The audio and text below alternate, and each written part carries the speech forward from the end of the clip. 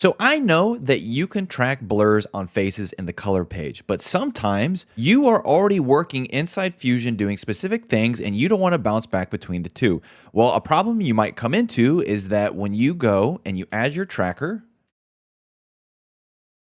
and if you don't have Studio, you won't have the IntelliTrack, but you add your point and then you track left and right.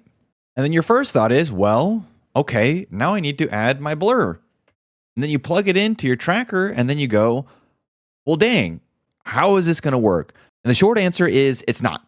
There's a correct workflow to do this within Fusion that is going to be different than the way you would do it on the color page. So let me go ahead and delete this real quick.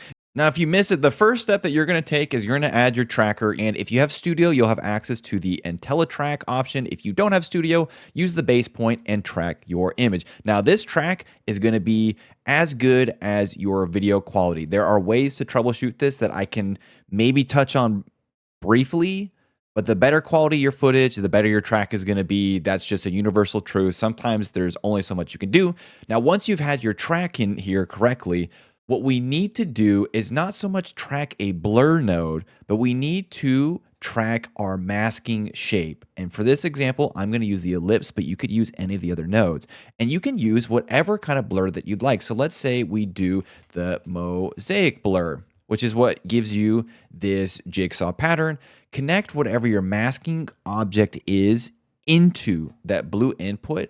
And the key for this to work, all you need to do is connect it to the tracking center point. So by default, tracker nodes publish their points.